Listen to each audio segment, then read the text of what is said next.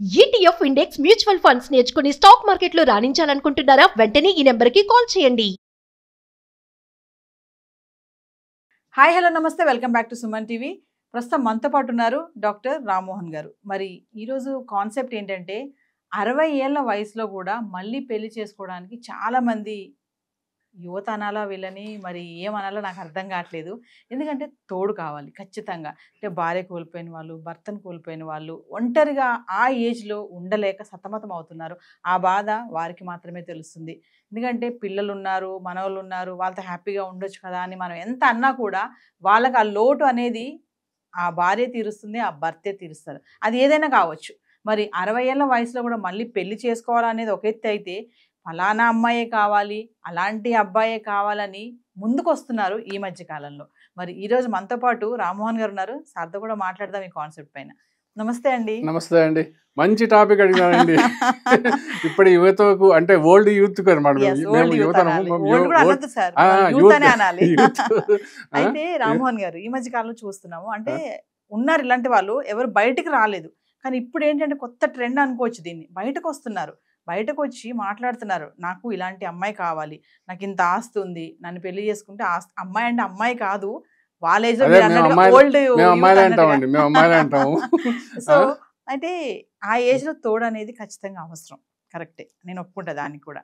అంటే అమ్మాయి ఇలాంటి వాళ్ళు కావాలి, అలాంటి వాళ్ళు కావాలంటున్నారు కదా. అంటే మీరు మీ ఫ్లాష్ బ్యాక్ కూడా మనకు పాత వీడియో చెప్పారు ఒకసారి.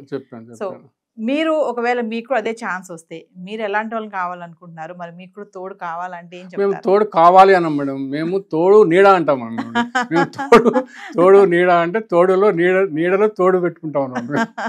వారి నీడలో మేము తోడుగా ఉంటాం అన్నమాట. కాబట్టి మీరు అన్నది మాత్రము 100%, 200% చెప్పచ్చండి. ఎందుకంటే ఇప్పుడున్న 60లో వాళ్ళకు ఇప్పుడు ప్రేమ కావాలి అని చెప్పి మేము చాలా మందిని చూస్తున్నాము. ఆ ప్రేమ ఎలా ఉంటుంది అంటే వీళ్ళకి యువతకు ఏమాత్రం తీసిపోదండి. నేను చెప్తున్నా, మీరు మేమే ప్రేమించుకుంటాం, మేమే చేస్తాము అని చెప్పి అంటున్నారు.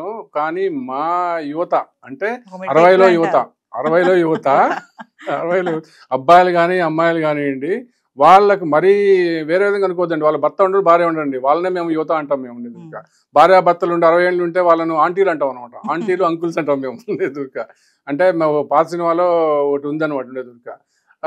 చిన్న వాళ్ళను చూసి అంకుల్ ఆంటీ అంటది అనమాట హీరోయిన్. ఏంటి అంకుల్ ఆంటీ అంటాం అంటే, మీకు పెళ్ళైంది, మీకు పెళ్ళైంది కాబట్టి మిమ్మల్ని మేము ఆంటీ అంకుల్ అంటాం. అందువల్ల మేము 60 ఏళ్ళైనా 70 ఏళ్ళైనా భార్యాభర్తలు ఉన్నారంటే వాళ్ళ ఆంటీస్ అంకుల్స్ అనమాట ఎదురుగా. కాని వాళ్ళే అమ్మాయిలు అబ్బాయిలు అనమాట.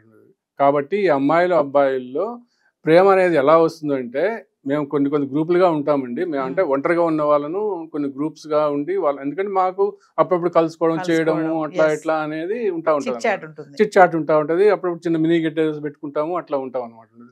ఏమంటే మాకు రిలాక్సేషన్ ఉండాలి కొద్దిగా, ఒక డే వరకు ఉంటుంది. అటువంటి దాంట్లో ఎట్లా అంటే ఇటీవల జరిగినటువంటి ఒక సంఘటన చెప్తాను నేను. ఏమైందంటే ఒక అమ్మాయి ఇట్లే వీడియోస్ చూసి వాళ్ళ అమ్మ ఉందంట, 50 ఏళ్ళ పైన ఉందంట. మా గ్రూప్లో ఉండే వాళ్ళకే ఒక ఫోన్ చేసింది. ఈ మధ్య వీడియోస్ ఇచ్చారండి ఒకరు, వాళ్ళ ఫోటో ఉంటే వాళ్ళ డీటెయిల్స్ పంపుతారా, ఫోటో ఉందంట ఆమె దగ్గర, డీటెయిల్స్ పంపుతారా, నేను మా అమ్మకు పెళ్లి సంబంధం చూస్తాను అంటే కూతుళ్ళు పెళ్లి సంబంధం చూస్తున్నారు అనమాట. ఎంత ఎసుగా చూడండి, కూతుళ్ళు పెళ్లి సంబంధం, అదే చెప్పేది, కూతుళ్ళు పెళ్లి సంబంధాలు చూస్తున్నారు. అచ్చా సరే అండి, మీరు ఫోటో పంపించండి అతనిది. మరి అందరూ కూడా ఏమన్నట్టు, సార్ ఈ మధ్య మీరు వీడియోలు ఇచ్చారు కదా, మీరేమో అనుకొని నన్ను అంటున్నారు.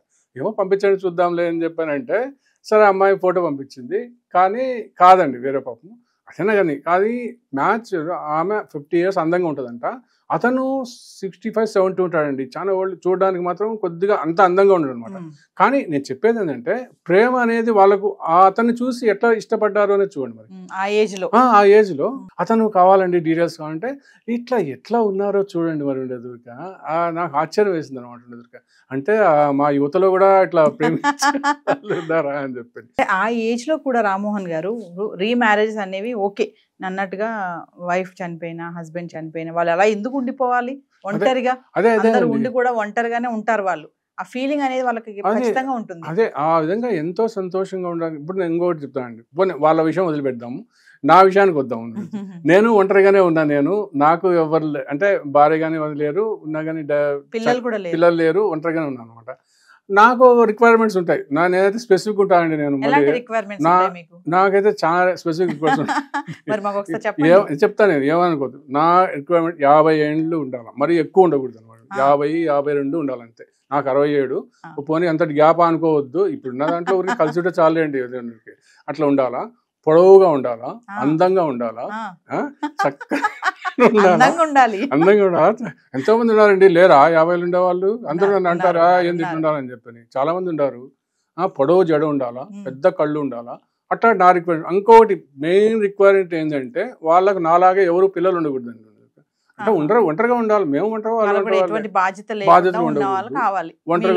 నాలాగానే ఉండాలా, హ్యాపీగా ఉండాలి. నేను బాగా మాత్రం నా హ్యాపీ లైఫ్ ఉంటాను, వాళ్ళని కూడా హ్యాపీగా చూసుకుంటాను.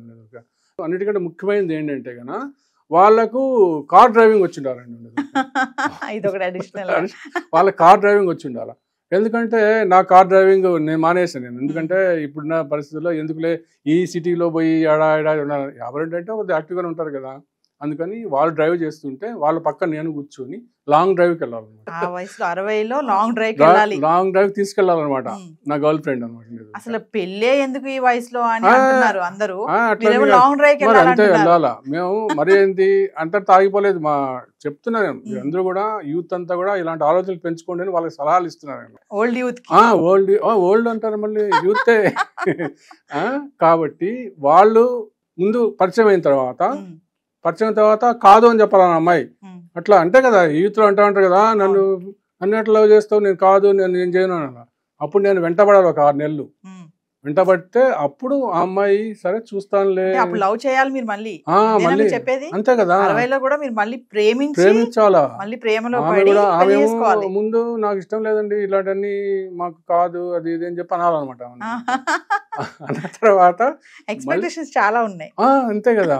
అప్పుడు ఆ అమ్మాయి ఓకే చూస్తానులేండి, మేము ఏదో మంచిగా ఉన్నట్టున్నారులే అని చెప్పని ఒక 6 నెలలు చూసుకొని అప్పుడు ఓకే చెప్పాలన్నమాట. 60-70 ఏళ్ళలో కూడా మళ్ళీ పెళ్లి చేసుకోవడం ఒక ఎత్తు అయితే, ఇలాంటి వాళ్ళు కావాలి, అలాంటి వాళ్ళు కావాలి, అలా లైఫ్ గెయిన్ చేయాలి అంటే ఇంకా చివరి ఉన్నారు కాబట్టి హ్యాపీగా ఉండాలి అనే ఆలోచన. అంతే కదా. నేను చెప్పేదంటే నా వరకు నేను ఉన్నా కానీ కొంత మిగతా వాళ్ళు మా జనరల్గా ఏంటంటే నాలాగా అంత ఫ్యాంటసీ ఉండవు. వాళ్ళకు ఉండాలా. అది నేను ఎందుకంటే అందరూ నాలాగా ఉండేది చెప్పడం లేదు, కానీ అలా ఆలోచిస్తున్నారు. మా వాళ్ళు మంచిగా ఉండాలా, ఒకరు పెళ్లి చేసుకోవాలా, మళ్ళీ ఉండాలా. కొంతమంది కలిసి ఉందాము అనుకుంటున్నారు 60లో, కొంతమంది పెళ్లి చేసుకుందాం అనుకుంటున్నారు. చాలా మంది ముందుకు వస్తున్నారండి 60లో. మనం వాళ్ళను మీకు ఎందుకు అని చెప్పని ఎప్పుడు డిస్కరేజ్ చేయకూడదండి. యువత కూడా వాళ్ళ పిల్లలు కానీ వాళ్ళు కానీ ఎప్పుడు కూడా అట్లా డిస్కరేజ్ చేయకుండా వాళ్ళు బిజీగా ఉంటారు, వాళ్ళు ఎక్కడెక్కడో ఉంటారు, బిజీగా ఉంటారు. అటువంటప్పుడు పెద్ద మనసుతో మా తల్లిదండ్రులు కూడా వాళ్ళకి ఒకరు తోడుగా ఉన్నారంటే బాగుంటది, వాళ్ళు హ్యాపీగా ఉంటారు అనే దృక్పథం అలవాటు ఆలోచించడం వల్ల వీళ్ళకి కూడా మంచిదే. అందుకని చాలా మంది ముందుకు వస్తున్నారండి. ఇప్పుడు అంత ముందు ఉండేవాళ్ళు కానీ ఆడవాళ్ళు కానీ మగవాళ్ళు కానీ చాలా మంది ముందుకు వస్తున్నారు. అలా చేసుకుంటూ ఉంటే వాళ్ళకు ఇప్పుడు 60లో పెళ్ళైంది ప్రేమైంది అనుకోకుండా మంచిగా ఇట్లా ముందుకు వచ్చి కలిసిమెలిసి ఉండి చేసుకుంటే వాళ్ళ జీవితం శ్రేయ జీవితం కూడా బాగుంటుంది. సో ఏదేమైనా 60లో కూడా 3-10 వయసులో కూడా మళ్ళీ పెళ్లి, మళ్ళీ ప్రేమ. లాస్ట్ లో ఒక ఇది ఉందండి, కొటేషన్ చెప్తాను నేను దీంట్లో. 60లో ఒక్కరే ఉంటే ఒంటరిగా ఉంటారంట అండి. ఒక్కరే ఉన్నారంటే, 60 ఉన్న వాళ్ళు 2 ఫ్రెండ్స్ ఉన్నారంటే వాళ్ళు 30 ఏళ్ళ లాగా మాట్లాడుకుంటారు. 2 ఫ్రెండ్స్ ఉంటాయి. 60 ఉన్న వాళ్ళు 2 ఫ్రెండ్స్ ఉంటాయి. 2 అనుకుందాం మనం, ఎందుకంటే ఒక ఆడామగా అనుకుందాము. 30 ఏళ్ళలాగా వాళ్ళు కలిసి జీవించండి అనుకోండి, ఫ్రెండ్స్ గా ఉండండి, కలిసి జీవించండి. వీళ్ళైతే పెళ్లి చేసుకోండి, లేదంటే ఉండండి, ఏ మాత్రం నష్టం లేదు. మీకు అంతగా నచ్చలేదు బ్రేకప్, ఇప్పుడు అంటున్నారు కదా, బ్రేకప్ అంతే. అప్పుడు కూడా అనేవాళ్ళు కదా, ఇప్పుడు యువత అంటున్నారు కదా, ఇష్టపడకపోతే బ్రేకప్ అంటున్నారు. సరే మీకు కూడా లేదనుకోండి, హ్యాపీగా బ్రేకప్ అనుకోండి, మళ్ళీ ఏడుస్తూ బ్రేకప్ చెప్పుకోవాలండి.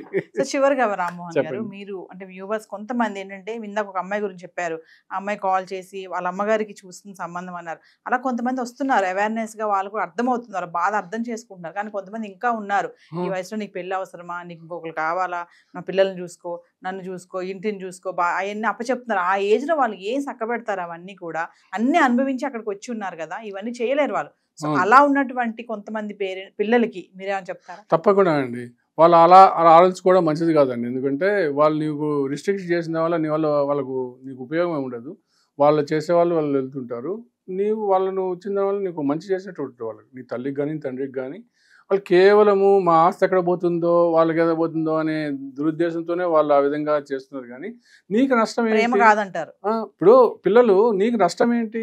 వాళ్ళు చేసుకోకపోతే నీకు నష్టం ఏంటండి? నీకేమైంది? నీకేమన్నా ఆస్తి పోతుంది చెప్తే వాళ్ళు హ్యాపీగా ఉంటారు. నువ్వు ఎందుకు అబ్జెక్షన్ చెప్తున్నావు వాళ్ళను ఎదురుగా? అదే దానికి ఏం సమాధానం చెప్పరు అనమాట. వద్దు అంతే, మాకు మా అమ్మ స్థానంలో మేము చూడలేము, మా తండ్రి స్థానంలో మేము చూడలేము చెప్తారు మళ్ళీ.